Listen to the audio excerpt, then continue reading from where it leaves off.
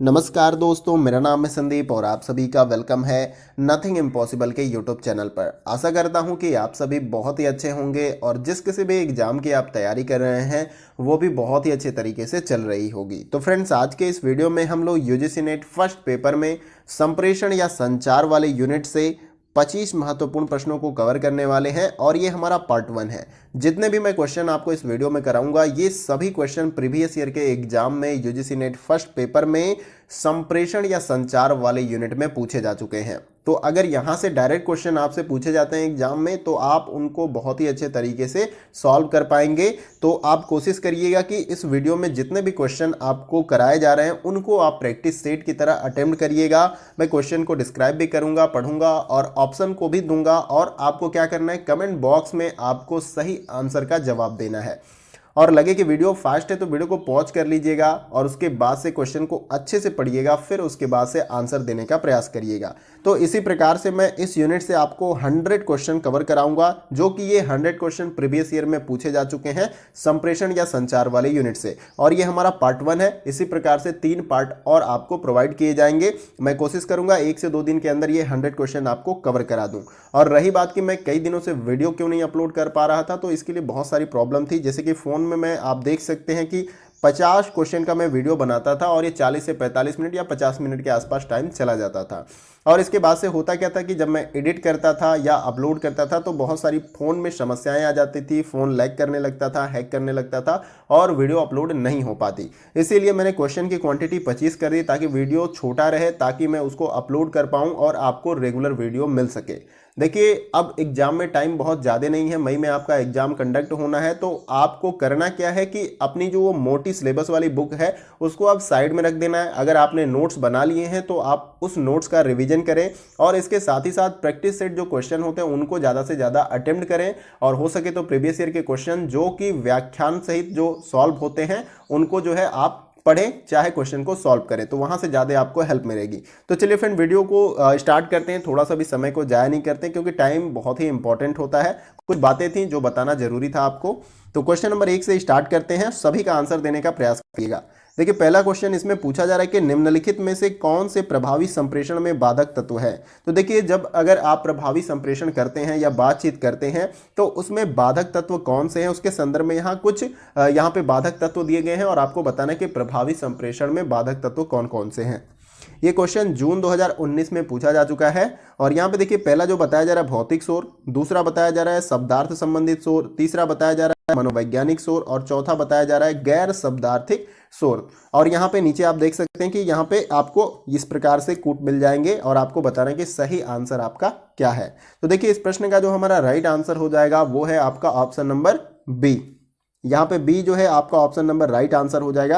यानी कि पहला भौतिक शोर, दूसरा है शब्दार्थ संबंधी शोर और तीसरा है आपका मनोवैज्ञानिक शोर। ये जितने भी तत्व मैंने आपको बताए ये प्रभावी संप्रेषण में बाधक तत्व होते हैं, आपको याद रखना है। अगर भौतिक शोर का मतलब जो बच्चे आसपास आप बातचीत करते हो तो शोर शराबा करते हैं तो वो भी आपको डिस्टर्ब करता है। उसके साथ शब्दार्थ संबंधित शोर है और यहाँ पे मनोवैज्ञानिक शोर है। तो आपको ऑप्शन बी यहाँ पे राइट आंसर लगाना था।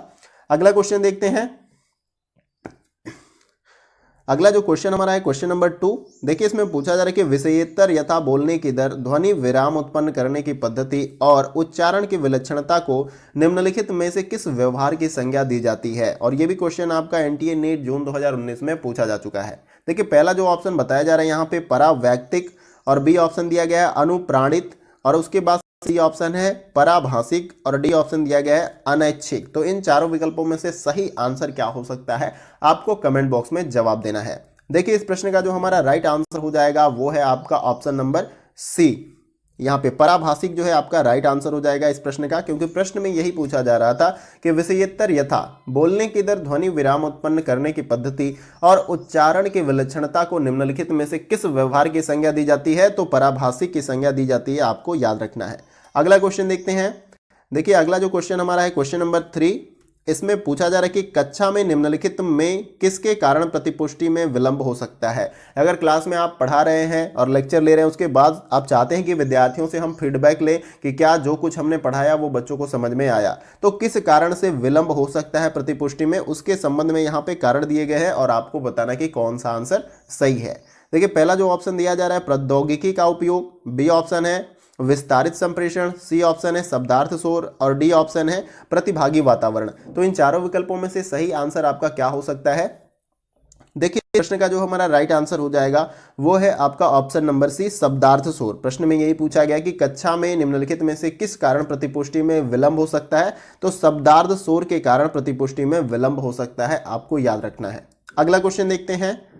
अगला जो क्वेश्चन हमारा है क्वेश्चन नंबर 4, इसमें पूछा जा रहा है कि सदृश्य संप्रेषण से विषय वस्तु को क्या माना जाता है, और ये भी क्वेश्चन आपका जून 2019 में पूछा गया है। तो यहाँ पे देखिए पहला जो ऑप्शन दिया जा रहा है अभिसारी, बी ऑप्शन है स्थिर और सी ऑप्शन है भौतिक और डी ऑप्शन है अलौकिक। तो इन चारों विकल्पों में से आपको बताना है कि सदृश्य संप्रेषण में से विषय वस्तु को क्या माना जाता है। देखिए इस प्रश्न का जो हमारा राइट आंसर हो जाएगा वो है आपका ऑप्शन नंबर बी स्थिर माना जाता है। सदृश्य संप्रेषण में विषय वस्तु को स्थिर माना जाता है, याद रखना है आपको। अगला क्वेश्चन देखते हैं। अगला जो क्वेश्चन हमारा है क्वेश्चन नंबर 5 है, ये मैचिंग वाला क्वेश्चन है, यानी कि मिलान करने वाला क्वेश्चन है। देखिए सेट 1 में यहाँ पे संप्रेषण तत्व के बारे में दिया गया है, सेट 2 में प्रक्रम भाग का वितरण, और हमें क्या करना है, इसको मैच करना है। नीचे कूट दिया होता है आंसर का, उसमें से आपको सही कूट का चुनाव भी करना होता है। तो आइए पहले इसको मैच कर लेते हैं। देखिए पहला जो यहाँ पर मैच करेगा संप्रेषण, ये मैच करेगा आपका किसके साथ, चौथे के साथ मैच करेगा। यहाँ पे संवेदी अंग जो है इसका भाग है यहाँ पे संप्रेषक का। फिर दूसरा यहाँ पे बी जो आपका मैच करेगा वो किसके साथ मैच करेगा, वो पहले के साथ मैच करेगा, आग्राहक यानी कि मस्तिष्क का ये भाग है। फिर उसके बाद से सी जो आपका मैच करेगा संदेश, वो आपका दूसरे के साथ मैच करेगा। यहाँ पे वैद्युत चुंबकीय आवेग होता है उसका भाग है। फिर उसके बाद डी जो मैच करेगा माध्यम, वो तीसरे के साथ मैच करेगा केंद्रीय स्नायु तंत्र। तो इस प्रकार से आपको मैच कर लेना है। फिर उसके बाद से नीचे मैं स्क्रॉल करूंगा तो आप देख सकते हैं कि कूट यहाँ पे मैंने टाइप किया है, और जिस हिसाब से आपने मैचिंग किया उसके अकॉर्डिंग यहाँ पे अपना सही आंसर चुन सकते हैं। तो देखिए यहाँ पे जिस हिसाब से हमने मैच किया उसके अकॉर्डिंग हमारा ऑप्शन सी क्या हो जाएगा, राइट आंसर। अगला क्वेश्चन देखते हैं। देखिए अगला जो क्वेश्चन हमारा है क्वेश्चन नंबर 6, इसमें पूछा जा रहा है कि मधुमक्खियों का नृत्य जो दूसरी मधुमक्खियों को यह बताता है कि मधुरस कहाँ मिलेगा, यह किसका उदाहरण है इन चारों विकल्पों में से। पहला जो ऑप्शन है जनसंचार का ये उदाहरण है, दूसरा यहाँ पे बी ऑप्शन है समूह संचार का उदाहरण है, और सी ऑप्शन है अंतर वैयक्तिक संचार का उदाहरण है, और डी ऑप्शन है अंतर वैयक्तिक संचार का उदाहरण है। तो इन चारों विकल्पों में से आपको बताना है कि कौन सा आंसर आपका सही है। देखिए इस प्रश्न में जो हमारा राइट आंसर हो जाएगा वो है आपका ऑप्शन नंबर बी समूह संचार का। मधुमक्खियों का नृत्य जो दूसरी मधुमक्खियों को यह बताता है कि मधुरस कहाँ मिलेगा, यह समूह संचार का उदाहरण है। आपको याद रखना है, क्वेश्चन इंपॉर्टेंट है क्योंकि सभी क्वेश्चन जो भी मैं करा रहा हूं आपको ये प्रीवियस ईयर में पूछे जा चुके हैं संप्रेषण या संचार वाले यूनिट से। अगला क्वेश्चन देखते हैं। देखिए जो अगला क्वेश्चन हमारा है क्वेश्चन नंबर 7, इसमें पूछा जा रहा है कि नीचे दिए गए विकल्पों से संचार का सही क्रम चुनिए। यानी देखिए यहाँ पे कुछ विकल्प दिए गए हैं संचार के संदर्भ में, और संचार का सही क्रम क्या है आपको यह बताना है इन चारों विकल्पों में से। पहला जो ऑप्शन है सूचना विगोपन प्रत्ययन व्यवहार संबंधी परिवर्तन, बी ऑप्शन है प्रत्ययन सूचना व्यवहार संबंधी परिवर्तन और विगोपन। फिर उसके बाद सी ऑप्शन दिया गया विगोपन सूचना प्रत्ययन व्यवहार संबंधी परिवर्तन, और डी ऑप्शन है व्यवहार संबंधी परिवर्तन सूचना प्रत्ययन और विगोपन। तो इन चारों विकल्पों में से सही आंसर क्या होगा आपको यह बताना है कि संचार का सही क्रम कौन सा है। देखिए इसका जो राइट आंसर हो जाएगा वो है आपका ऑप्शन नंबर सी विगोपन, और उसके बाद सूचना प्रत्ययन व्यवहार संबंधी परिवर्तन, ये संचार का सही क्रम होगा, आपको याद रखना है। अगला क्वेश्चन देखते हैं। देखिए जो अगला क्वेश्चन हमारा है क्वेश्चन नंबर 8, इसमें पूछा जा रहा है कि निम्नलिखित में से कौन सा एक मास मीडिया का कार्य है, इन चारों विकल्पों में से आपको बताना है। पहला जो ऑप्शन यहाँ पे दिया गया है संस्कृति को प्रसारित करना, बी ऑप्शन है राष्ट्रीय नीति का निर्माण करना, और सी ऑप्शन है न्यायपालिका को अपना निर्णय लेने में सहायता करना, और डी ऑप्शन है शेयर बाजार को स्थिर करना। तो इन चारों विकल्पों में से आपको बताना है कि निम्नलिखित में से कौन सा एक मास मीडिया का कार्य है। तो देखिए इस प्रश्न का हमारा जो राइट आंसर हो जाएगा वो है आपका ऑप्शन नंबर ए संस्कृति को प्रसारित करना मास मीडिया का कार्य होता है, आपको याद रखना है। अगला क्वेश्चन देखते हैं। देखिए जो अगला क्वेश्चन हमारा है क्वेश्चन नंबर 9, इसमें एक क्लासरूम में स्थिति की दशा में एक शिक्षक किसी समस्या के हल पर पहुंचने में समूह चर्चा का आयोजन करता है। प्रयुक्त संचार के प्रतिमान की दृष्टि से इसे क्या कहा जाएगा इन चारों विकल्पों में से? देखिए पहला जो ऑप्शन दिया गया है यहाँ पे क्रियान्वितकारी प्रतिमान, बी ऑप्शन है अंतःक्रिया, और सी ऑप्शन है क्षैतिज प्रतिमान, और डी ऑप्शन है रैखिक प्रतिमान। तो इन चारों विकल्पों में से आपका सही आंसर क्या है? देखिए इस प्रश्न का जो हमारा राइट आंसर होगा वो है आपका ऑप्शन नंबर ए, क्रियान्वितकारी प्रतिमान जो है इस प्रश्न का हमारा क्या हो जाएगा? Right answer. क्योंकि क्वेश्चन में क्या पूछा गया कि एक क्लासरूम में स्थिति की दशा में एक शिक्षक किसी समस्या के हल पर पहुंचने में समूह चर्चा का आयोजन करता है और प्रयुक्त संचार के प्रतिमान की दृष्टि से इसे क्रियान्वित कार्य प्रतिमान कहा जाएगा। इसे याद रखना आपको।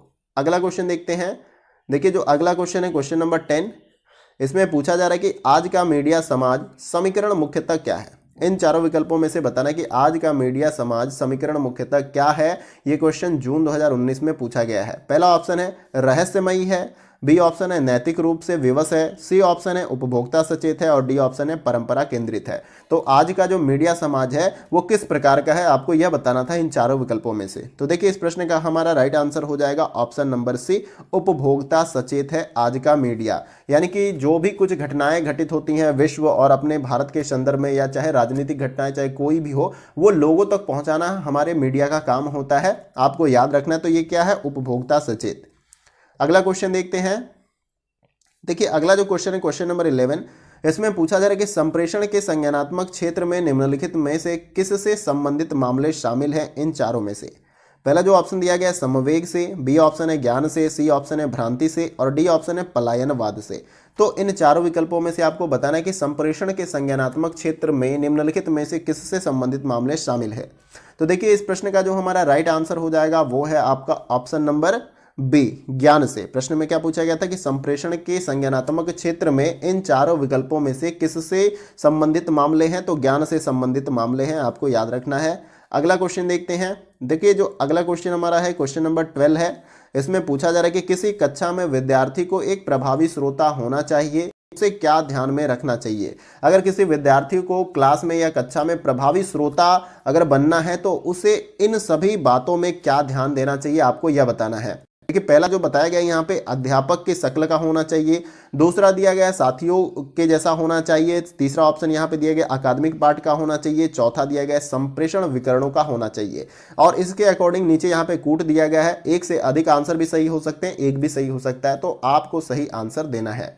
देखिए इस प्रश्न का जो हमारा राइट आंसर होगा वो है आपका option number D. Option number D आपका क्या हो जाएगा? Right answer. यानी कि तीसरा यहाँ पे अकादमिक पाठ और संप्रेषण विकर्षणों का होना आवश्यक है। अगर एक कक्षा में विद्यार्थी को प्रभावी श्रोता बनना है तो उसको अकादमिक पाठ के बारे में पता होना चाहिए, फिर संप्रेषण विकर्षणों के बारे में पता होना चाहिए। ठीक है, तो यहाँ पे ये दोनों हमारा राइट हो जाएगा, जिसके अकॉर्डिंग ऑप्शन नंबर डी हमारा राइट आंसर होगा। अगला क्वेश्चन देखते हैं। देखिए जो अगला क्वेश्चन है क्वेश्चन नंबर 13, इसमें पूछा जा रहा है कि चूंकि अन्य लोगों के साथ सर्वाधिक अन्योन्य क्रिया अति सतही पर होती है, अच्छे या अच्छी करना काफ़ी कठिन हो जाता है। किस प्रकार से? यहाँ पे ये जो गैपिंग वाला पार्ट्स आप देख रहे हैं, डैश यहाँ पे दिया गया है, वहाँ पे क्या हमें यहाँ पे प्लेस करना है? इन चारों विकल्पों में से कौन सा ऑप्शन यहाँ पे आएगा? तो देखिए पहला जो ऑप्शन है मार्ग सुधार, बी ऑप्शन है पूर्वानुमान, सी ऑप्शन है कार्य, और डी ऑप्शन है घोषणाएं। तो इन चारों विकल्पों में से कौन सा आंसर सही होगा? देखिए इस प्रश्न का जो हमारा राइट आंसर है वो है आपका ऑप्शन नंबर बी, पूर्वानुमान। तो यहाँ पे पूर्वानुमान जो है आ जाएगा, क्योंकि प्रश्न में पूछा जा रहा है कि चूंकि अन्य लोगों के साथ सर्वाधिक अन्योन्य क्रिया अति सतही पर होती है तो अच्छे या अच्छी पूर्व अनुमान करना काफी कठिन हो जाता है। तो पूर्व अनुमान यहाँ पे आ जाएगा आपका। अगला क्वेश्चन देखते हैं। देखिए अगला जो क्वेश्चन हमारा है क्वेश्चन नंबर 14, इसमें पूछा जा रहा है कि आम संप्रेषण और कक्षा में होने वाले संप्रेषण में सूचना एवं विषय वस्तु के प्रक्रमण प्रक्रिया को क्या कहा जाता है इन चारों विकल्पों में से? देखिए पहला जो ऑप्शन यहाँ पे दिया गया है औचित्य या औचित्य स्थापन, बी ऑप्शन दिया गया गेट कीपिंग, और सी ऑप्शन है आपका विषय सामग्री सुधार, और डी ऑप्शन है वन वे फ्लो। तो इन चारों विकल्पों में से सही आंसर क्या होगा? देखिए इस प्रश्न का जो हमारा राइट आंसर हो जाएगा वो है आपका option number B, gate keeping. प्रश्न में क्या पूछा गया था कि आम संप्रेषण और कक्षा में होने वाले संप्रेषण में सूचना एवं विषय वस्तु के प्रक्रमण प्रक्रिया को गेट कीपिंग कहा जाता है, आपको याद रखना है। अगला क्वेश्चन देखते हैं। देखिए जो अगला क्वेश्चन हमारा क्वेश्चन नंबर 15 है, इसमें पूछा जा रहा है अभिकथन वाला है और तर्क वाला ये क्वेश्चन है। अभिकथन में दिया गया है कि प्रतिरोध के साथ कोई सांस्कृतिकरण घटित नहीं होता। तर्क क्या दिया जा रहा है कि लोगों के अपने मूल्य और स्वहित होते हैं जो संप्रेषित संवाद को परिशोधित करते हैं। सही बात है, लोगों के अपने मूल्य होते हैं और स्वहित होते हैं जो संप्रेषित संवाद को परिशोधित करते हैं। अब आपको बताना है यहाँ पर कि अभिकथन सही है या तर्क सही है, या तर्क जो है अभिकथन की व्याख्या करता है या नहीं करता है। तो इन चारों विकल्पों में से आपको क्या करना है, सही आंसर बताना है। तो देखिए इस प्रश्न का जो हमारा राइट आंसर हो जाएगा वो है आपका, इस प्रश्न का जो हमारा राइट आंसर है वो है आपका ऑप्शन नंबर डी। ए गलत है परंतु आर सही है आपका, यानी कि अभिकथन आपका क्या है, गलत है, लेकिन तर्क आपका सही है। यानी कि लोग अपने मूल्य और स्वहित होते हैं, यानी लोगों के अपने मूल्य और स्वहित होते हैं जो संप्रेषित संवाद को परिशोधित करते हैं। तो यहाँ पे तर्क बस सही हो जाएगा, जिसके अकॉर्डिंग हमारा ऑप्शन डी राइट आंसर है। अगला क्वेश्चन देखते हैं। देखिए जो अगला क्वेश्चन हमारा है क्वेश्चन नंबर 16, इसमें पूछा जा रहा है कि कक्षा शिक्षण के संदर्भ में मुस्कान या भ्रिकुटी तनाव का उपयोग जब अवाचिक संकेत के रूप में किया जाता है तो इससे निम्नलिखित में से कौन सा मूलभूत प्रकार्य संपन्न होता है इन चारों विकल्पों में से। पहला जो ऑप्शन दिया जा रहा है कि शाब्दिक संकेत कार्य का विरोधाभास, बी ऑप्शन है शाब्दिक संकेत कार्य का नियमन, और सी ऑप्शन है प्रकार्य प्रतिस्थापन, और डी ऑप्शन है प्रकार्य परिपूरक। तो इन चारों विकल्पों में से सही आंसर क्या होगा इस प्रश्न के संदर्भ में। तो देखिए इस प्रश्न का जो हमारा राइट आंसर हो जाएगा वो है आपका ऑप्शन नंबर सी, प्रकार्य प्रतिस्थापन। प्रश्न में क्या पूछा गया कि कक्षा शिक्षण के संदर्भ में मुस्कान या भ्रिकुटी तनाव का उपयोग जब अवाचिक संकेत के रूप में किया जाता है तो इससे निम्नलिखित में से कौन सा मूलभूत प्रकार्य संपन्न होता है, तो प्रकार्य प्रतिस्थापन संपन्न होता है, आपको याद रखना है। अगला क्वेश्चन देखते हैं। देखिए जो अगला क्वेश्चन हमारा है ये भी मैचिंग वाला क्वेश्चन है, इसको हमें मिलान करना है। यहाँ पे पूरा डिस्प्ले पे आपको शो नहीं हो पा रहा है तो मैं इसे थोड़ा सा छोटा कर देता हूँ। तो मैंने अब इसको छोटा कर दिया, आप देख सकते हैं कि सारा ऑप्शन आपको दिखाई दे रहा है। ये क्वेश्चन मैचिंग वाला है, आप देख सकते हैं क्वेश्चन नंबर 17 में यहाँ पर बताया जा रहा है कि नीचे दो सेट दिए गए हैं जिनमें सेट 1 में संप्रेषण में संलिप्त श्रोता के प्रकार का उल्लेख है, जबकि सेट 2 में उनकी विशेषताएं दी गई हैं। यानी सेट 1 में संप्रेषण में शामिल श्रोता के प्रकार और सेट 2 में आपकी विशेषताएं दी गई हैं। तो हमें क्या करना है, इसको मैच कर लेना है। तो आइए इसको मैच करते हैं। तो देखिए पहले ए आपका मैच करेगा किसके साथ, वो मैच करेगा पहले के साथ मैच करेगा। यहाँ पे गैर श्रोता या अन्य श्रोता की जो विशेषता होती है वो है अपेक्षित जानकारी के अलावा जानकारी में लिप्त होता है। ये जो है गैर श्रोता का विशेषताएं होती हैं, आपको याद रखना है। बी जो आपका मैच करेगा वो चौथे के साथ मैच करेगा। यहाँ पे सीमांत श्रोता, ये जो है आपका संप्रेषित सूचना के प्रति यदा कदा ही ध्यान देता है। ये जो है आपका सीमांत श्रोता की विशेषताएं होती हैं, आपको याद रखना है। फिर तीसरा जो आपका मैच करेगा वो मैच करेगा दूसरे के साथ। यहाँ पे मूल्यांकन श्रोता जो होता है संप्रेषण के संदर्भ में अर्थगर्भिता का प्रसंस्करण किए बिना ही जानकारी प्राप्त करता है। ये जो है मूल्यांकन श्रोता का विशेषता होता है। और यहाँ पे चौथा, यहाँ पे डी जो ऑप्शन है वो मैच करेगा किसके साथ, वो तीसरे के साथ मैच करेगा, सक्रिय श्रोता। ये जो है निहितार्थ को समझने की दृष्टि से सूचना परखता है, ये जो है सक्रिय श्रोता की विशेषता होती है। तो इस प्रकार से आपको मैच कर लेना है और नीचे जो कूट दिया जाता है उसके अकॉर्डिंग आपको सही आंसर का चुनाव करना होता है।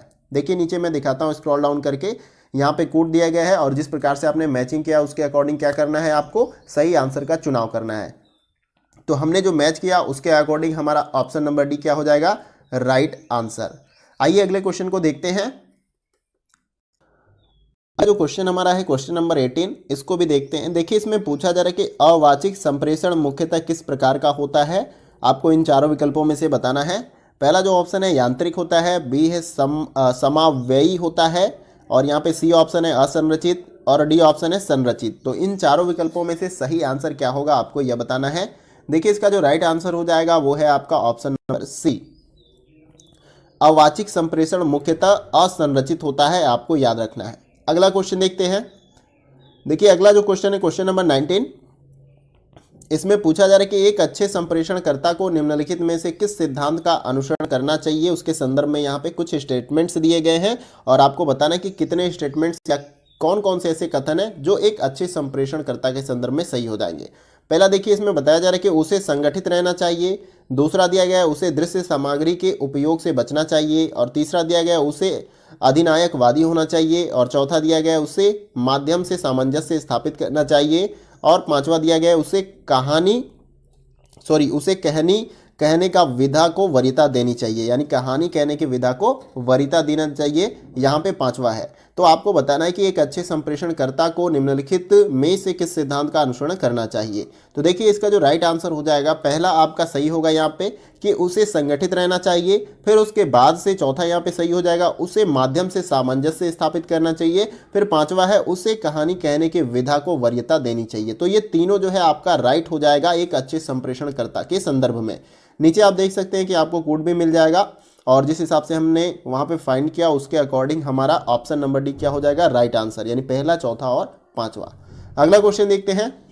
देखिए अगला जो क्वेश्चन है क्वेश्चन नंबर 20 है। इसमें पूछा जा रहा है कि निम्नलिखित में से किन तत्वों को कक्षा में अच्छे संप्रेषण के लिए अपनाना चाहिए। तो देखिए कक्षा में अच्छे संप्रेषण के लिए कुछ तत्व दिए गए हैं जिसको अपनाने के बाद कक्षा में आप अच्छा संप्रेषण कर सकते हैं। पहला देखिए यहाँ पे दिया गया है मूर्तता, दूसरा ऑप्शन है शिष्टाचार, और तीसरा दिया गया है अडंगेबाजी, चौथा दिया गया है काल्पनिकता, और पांचवा है सुसंगति। तो आपको बताना है कि निम्नलिखित तत्वों में से कक्षा में अच्छे संप्रेषण के लिए कौन से तत्वों को अपनाना चाहिए, आपको यह बताना है। तो देखिए इसमें हम जो तत्व अपना सकते हैं अच्छे संप्रेषण के लिए वो आपका हो जाएगा पहला मूर्तता, फिर उसके बाद से दूसरा आपका हो जाएगा शिष्टाचार, और उसके बाद से पांचवा सुसंगति। तो ये हमारे अच्छे संप्रेषण के लिए कुछ महत्वपूर्ण तत्व हैं जिसके बाद हम अच्छा संप्रेषण कर सकते हैं अपनाने के बाद। तो इसके अकॉर्डिंग हमारा सही आंसर क्या हो जाएगा, देखिए ऑप्शन नंबर सी हमारा क्या हो जाएगा, सही आंसर हो जाएगा यहाँ पे, जिस हिसाब से हमने वहाँ पे फाइंड किया, और इसी प्रकार से ये राइट आंसर है। अगला क्वेश्चन देखते हैं। देखिए किसी क्वेश्चन को लेकर अगर डाउट होगा तो आप कमेंट बॉक्स में पूछिएगा, मैं उसका आंसर देने के लिए हमेशा प्रयास करूंगा कि आपका कोई भी डाउट आपके पास न रह पाए। अगला क्वेश्चन है क्वेश्चन नंबर 21। इसमें बताया जा रहा है कि कक्षागत परिस्थितियों में संप्रेषण करते समय निम्नलिखित में से कौन से उपागमों को सर्वाधिक उपयुक्त माना जाता है इन चारों विकल्पों में से। देखिए पहला जो ऑप्शन दिया जा रहा है कि दृढ़ एवं अनुरूपात्मक, और बी ऑप्शन तकनीकी एवं अधिपत्यकारी, और सी ऑप्शन दिया गया है निजी एवं अनुसरणकारी, और तीसरा डी जो ऑप्शन हमारा दिया गया है तदोनुभूतिक एवं प्रयोजनवादी। तो इन चारों विकल्पों में से आपको सही आंसर बताना है।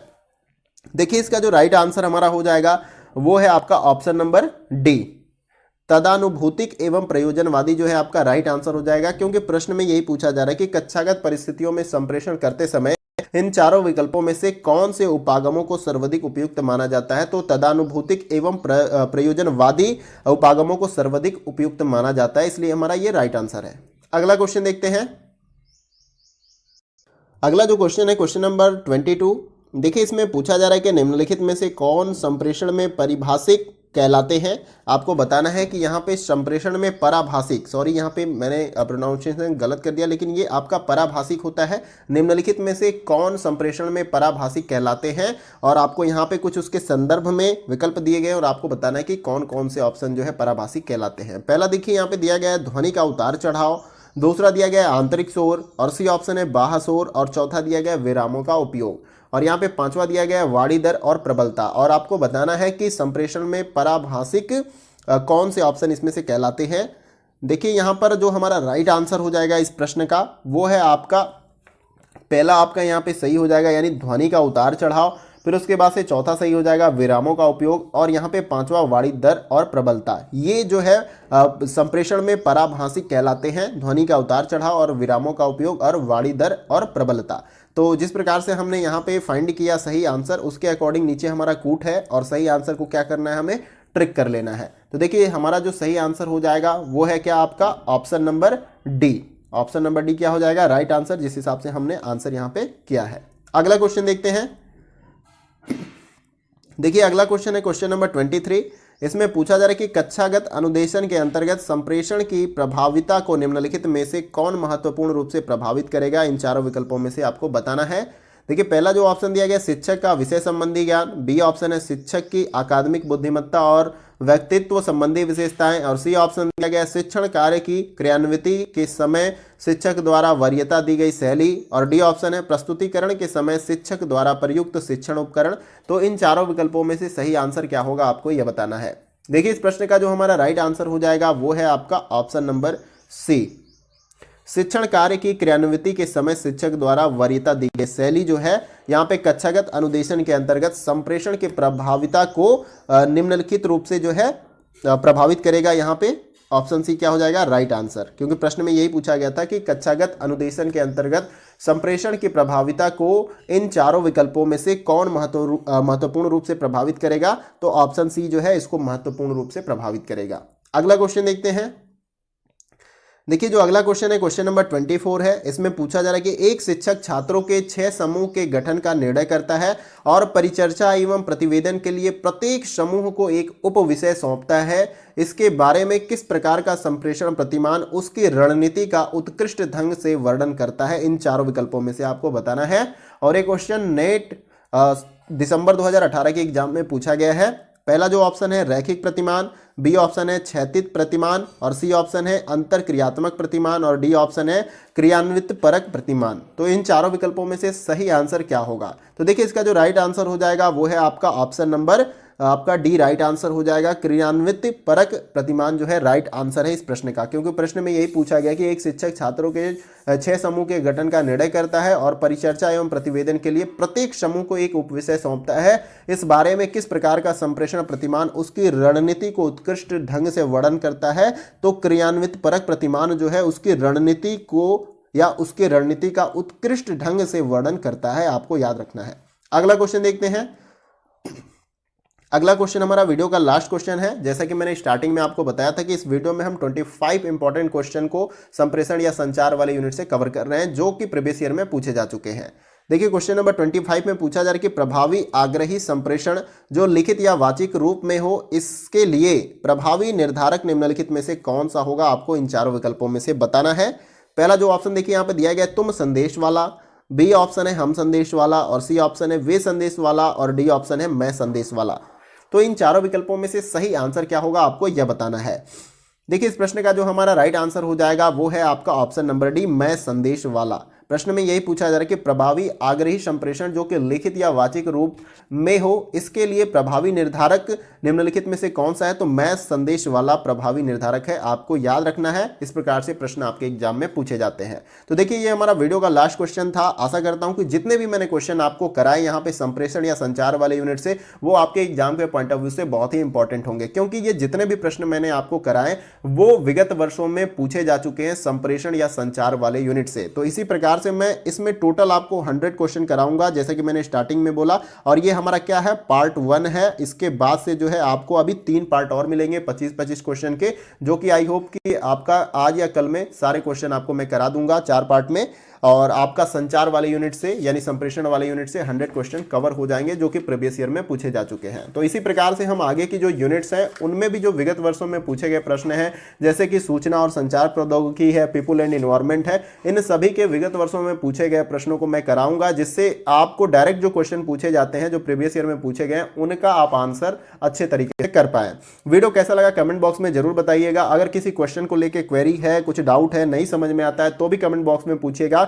इसके साथ ही साथ एग्जाम से रिलेटेड कोई क्वेरी है, समस्या है, तो वो भी पूछिएगा। और किसी और टॉपिक पे वीडियो चाहिए तो उसके बारे में भी आप क्या कर सकते हैं, मुझे बता सकते हैं। और वीडियो कैसा लगा इसके बारे में कमेंट बॉक्स में जरूर बताइएगा। वीडियो कहीं से भी अच्छा लगे तो वीडियो को लाइक करिएगा, क्योंकि आपके एक लाइक से हमें बहुत सारा मोटिवेशन मिलता है। हमें लगता है आप हमारी वीडियो को कंटिन्यूअस देखते हैं, और हमें क्या करना है, आपके लिए कंटिन्यूअस वर्क करना चाहिए। और चैनल पे अगर आप नए हैं तो चैनल को जरूर सब्सक्राइब करिएगा, क्योंकि इस चैनल पर लगभग सभी एग्जामों की यानी कि फर्स्ट पेपर से रिलेटेड और भी एग्जामों से रिलेटेड जो है प्रिपरेशन कराई जाती है। तो आप इस चैनल को ज्वाइन कर सकते हैं, और उसके बगल में जो बेल आइकन का बटन होता है इस प्रकार से, उसको आप प्रेस कर सकते हैं, क्योंकि जब कभी भी इस चैनल पे वीडियो अपलोड की जाएगी तो उसकी नोटिफिकेशन आपको प्रॉपर मिल जाएगी और वीडियो आप मिस नहीं कर पाएंगे। तो फ्रेंड्स आज के वीडियो में बस इतना ही, फिर मिलते हैं नेक्स्ट वीडियो में कुछ और महत्वपूर्ण प्रश्नों के साथ। तब तक के लिए जय हिंद, जय भारत।